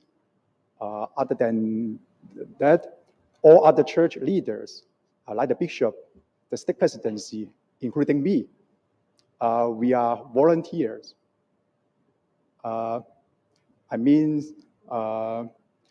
We have our regular job in addition to our church calling. Just like my good friend, Brother David Duffy, before his retirement, he was a doctor, and myself, right now I'm my church calling is in the state presidency, but I have my regular job as an accountant of an electric car manufacturer based in California. I want to say thank you so much for the invitation from Dr. Umar and the Hindu Temple Society of North America, so that we could participate into these meaningful interfaith harmony celebrations and see so many friends.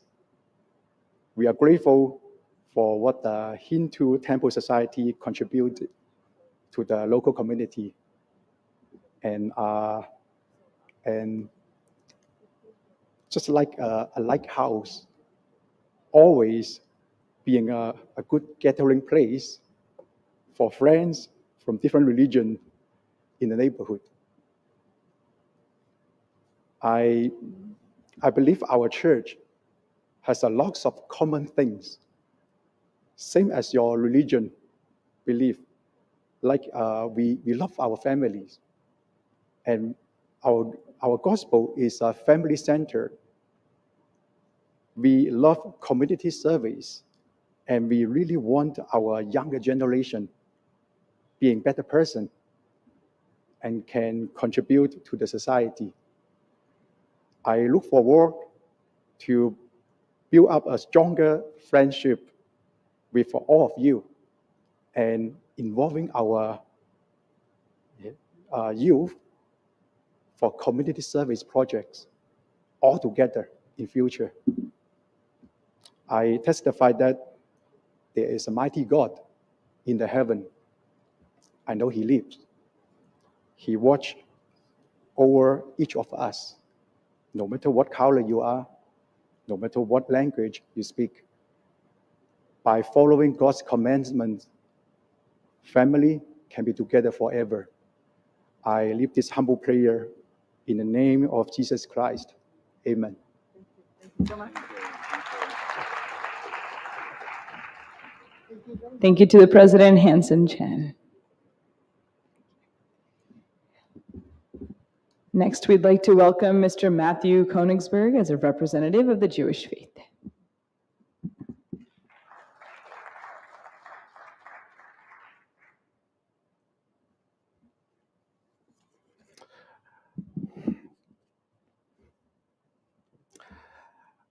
I just came from a synagogue today. Today is an important holiday called Shavuot, and it stands for It was one of the ancient pilgrimages that the Israelites used to do many, many years ago. And now, while we don't do a pilgrimage, so to speak, because we do not, the temple is not there, we now commemorate it as the day that Moses and the Israelites received the revelation at Mount Sinai.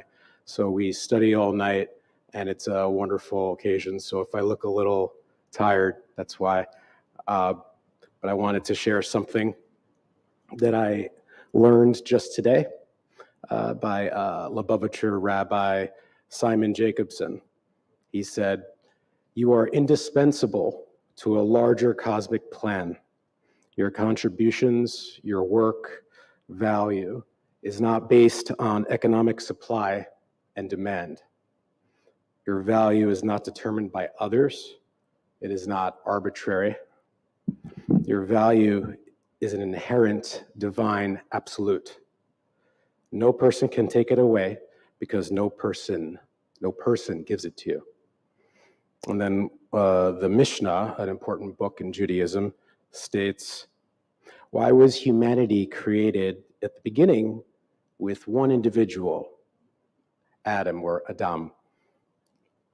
So that each person must then say to himself, the entire universe was created for my sake. At the same time, we are taught to say, let your neighbor's honor be as dear to you as your own. So we are to love our neighbor as ourself," which is something that I've heard a few times today, so it makes me very happy. Thank you to the Hindu Society and Sir Ravi for inviting me. I'm honored to be here. My name is Matt Fernandez-Konigsberg. I'm the Director of Interfaith Partnerships at the Community Security Service. We are an organization, first of its kind in the United States, that focuses on security and volunteer security of houses of worship.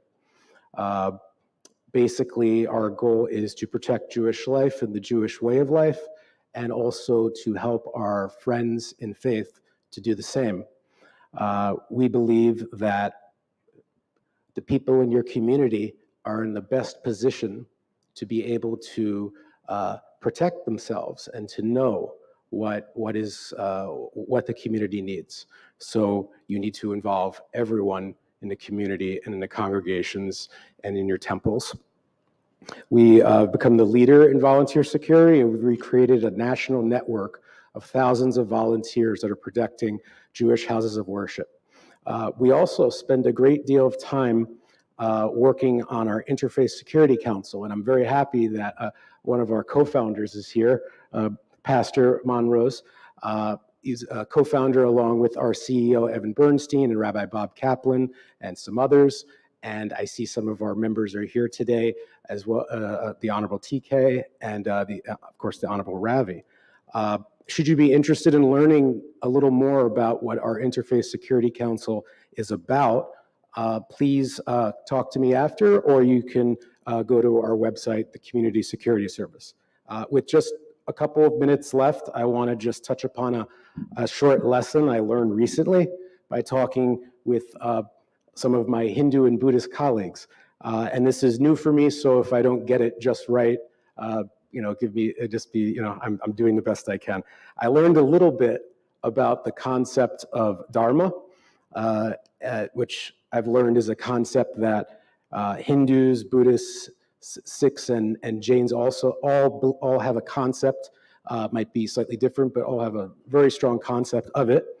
And my reading, my very short reading of it was that it means at least partially righteousness, merit, and the moral duties that individuals have on this earth. It's different for every person. Someone told me it can be like your calling, your path, the way you could be your best self to your creator and also to yourself and to your neighbors. So in pondering this, it made me think of something in Judaism. There's a concept in Judaism called tikkun olam, which literally means to heal the world. This means that we have a duty not to act just for ourselves, but for others. Olam means the entire world, so it doesn't mean just the Jewish world, it means everybody. There are many ways to interpret this, but you have to look inside and make sure you're healthy and you can help, you have the ability to help people, and then you must act. Then you must act for others, and you can hope that you can make the world a little more better, repair it just a little bit more. I heard the word loving kindness earlier today while I was sitting down there, and that is very important to Judaism as well, the concept of chesed, loving kindness, so much so that in our central book, the Talmud, one of our very important books, it is said that acts of kindness, acts of loving kindness, or chesed, are equivalent to all the good deeds you can do, all of what we call the mitzvot, all the commandments. If you do loving kindness acts, you are doing it. You're really helping the world and doing what God wants you to do. And we also have the concept of tzedek, which is justice, and it's thought of the justice in the greater systems, whether it be the courts or in the streets. It's justice that you actually have to do, so it takes action. So as Jews, I and other people, we have many ways that we're trying to fulfill some of the concepts of Dharma, our earthly duties to man, woman, and creator. We can use chesed or tzedek to achieve that tikkun olam, that healing of the world. And finally, in closing, I had a talk this week with a Hindu leader, and she told me that she was the one who gave me the idea of taking a look at the concept of Dharma, because for her, and she was speaking specifically about her duties to her family and her friends and her community, she lamented that she knew she couldn't do everything in her life. But according to Dharma, you are not required to do everything. You're required to do as much as you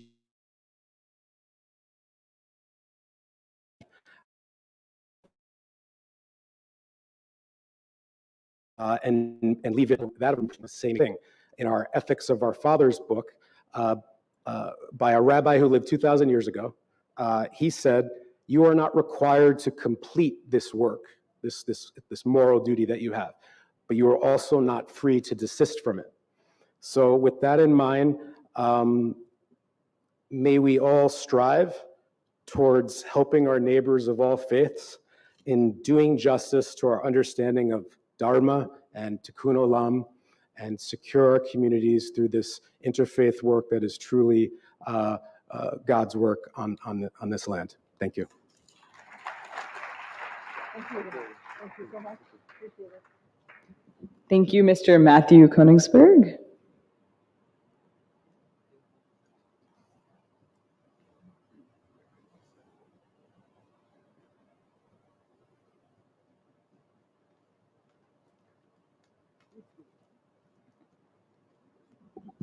Thank you. Next, I'd like to call upon Guru Dilip Ji from the World Yoga Community.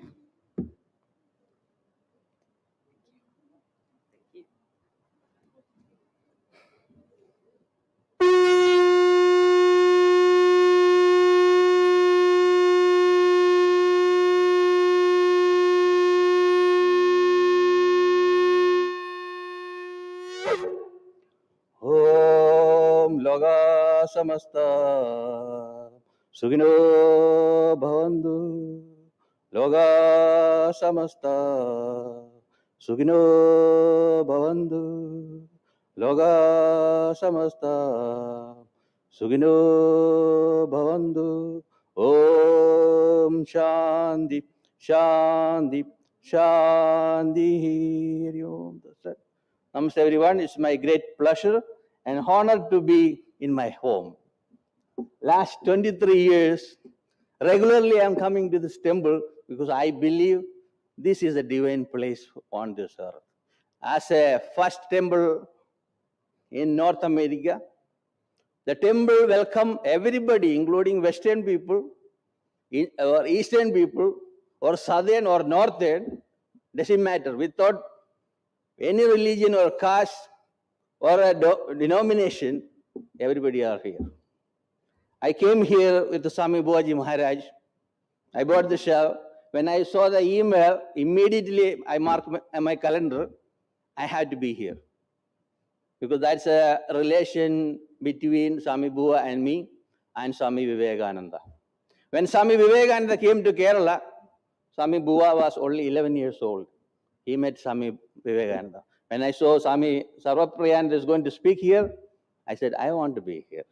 When I saw all of my friends, pastor and all of the religious leaders, my friends here, I was so blessed and thrilled.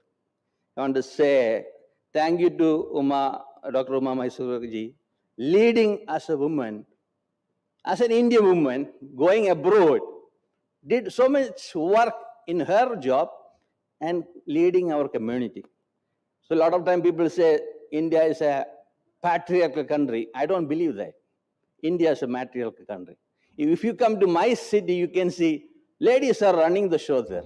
I feel here also we have a mother, a divine mother to serve entire New York City community. Thank you so much, Umaji. Do more events like this. We are here to support you. Thank you so much. Appreciate that. With all the blessings. Thank you. Thank you, Guru Dilip Ji. And we'd like to call upon the Venerable Yu Wang from the Buddhist Association of the United States.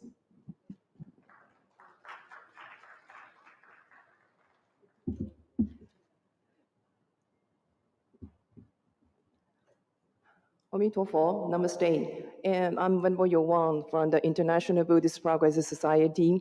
And then actually, we are the neighbors.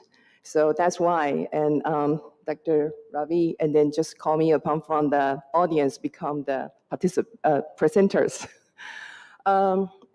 Because I promised him I'm going to say short.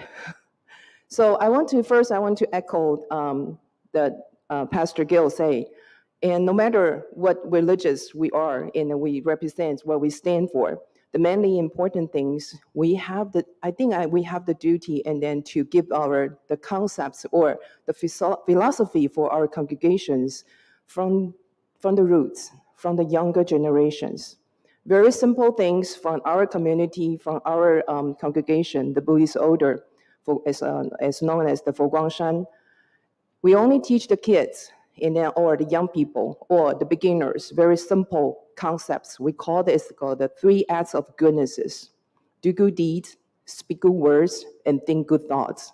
I do believe this is also the essential spirits and then the meaning for all the religions, because this is all our faith leaders, all our spiritual leaders, no matter it's Buddha, Allah, Jesus, and Maria, and all want us become a better person. Because when we host these 3 characteristics within us, no matter what age groups you are, you will be a welcoming person in everywhere. And also host the compassionate characteristic, personality. The loving kindness will come out from your bottom of your heart.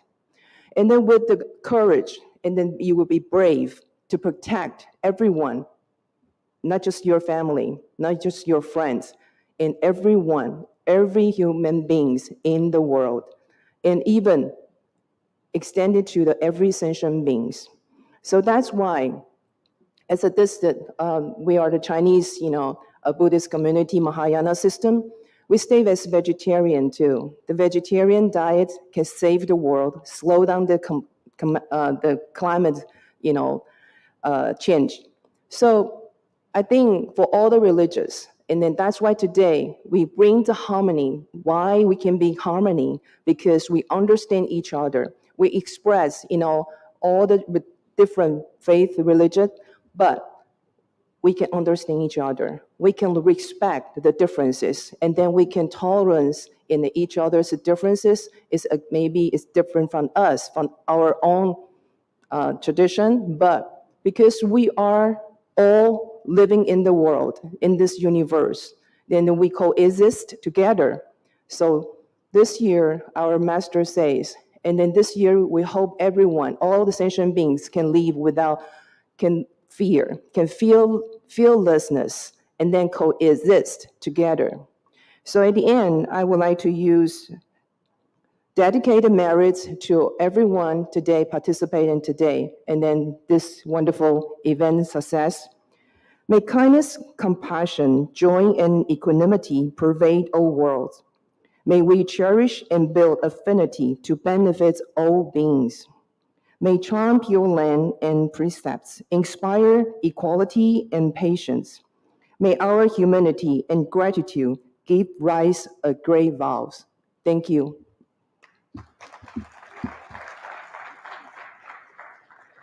Thank you, Venerable Yu Wang from the Buddhist Association of the U.S.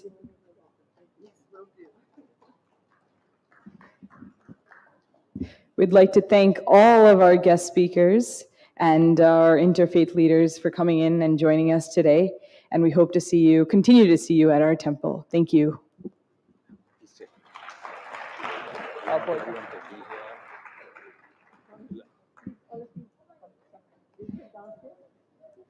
At this time, we'd like to have our peace statement. And there will be an audience chorus chanting for peace, which will be followed by a Korean dance, and we'll start to conclude the program.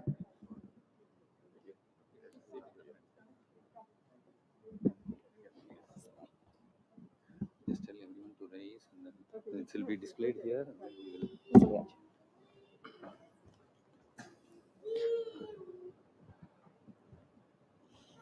For the benefit of all, I'll first read the peace statement, and then all of us together, we will read, and for your convenient, we are displaying it on the screen. I'll first read it just for you to understand. Let peace fill our hearts, our world, our universe. Let peace reign upon all the people of the world. May everything be a source of peace to all. May everyone be healthy, peaceful, and blissful. Om Shanti, Shanti, Shantihi. Om Peace, Peace, and Peace. Now I request everyone to please raise, and we are going to read this, all of us together.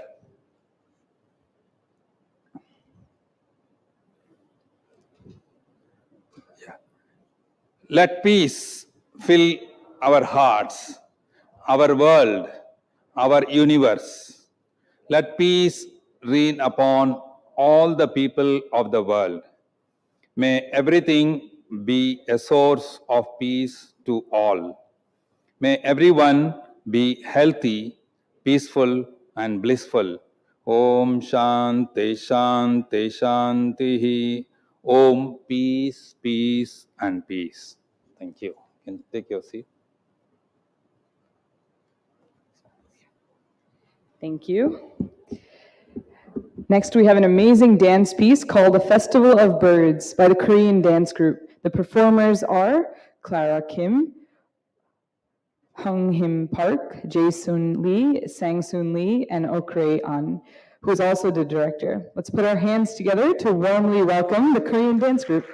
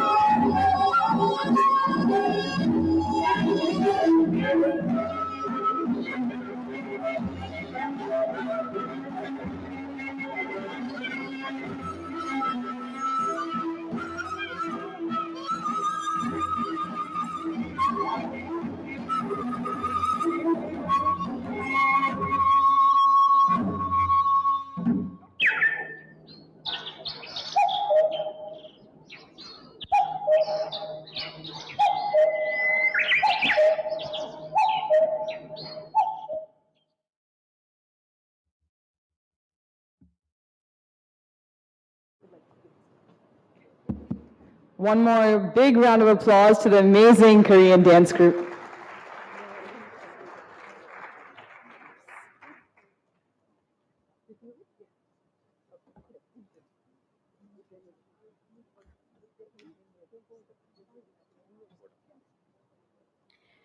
In the words of Nelson Mandela, when we lose the right to be different, we lose the right to be free.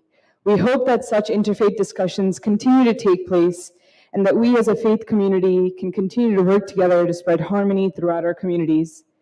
With that, I'd like to thank Swami Sarvapriyananda ji once again, along with all of our interfaith leaders and elected officials for coming out today, and definitely our audience, the change makers of today and tomorrow. We'd like to make two quick announcements. The first is that this temple will be celebrating our 5th consecration ceremony, known as the Kumbhabhishekam, which takes place once every 12 years. And this year it's going to be on September 7th. So we'll be celebrating from August 31st up until September 7th. So we welcome all of you to join us for that. And please help yourself to a complimentary box of food on your way out in the lobby. Thank you once again.